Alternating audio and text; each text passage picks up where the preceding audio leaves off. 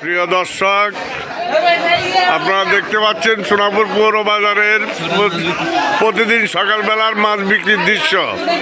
এখানে কয়েক হাজার কোটি কোটি টাকার মাছ বিক্রি হয়। আপনারা যেখান থেকে দেখতে পাচ্ছেন সবাই সোনাপুর পৌর বাজারে মাছ নিয়ে আসবেন।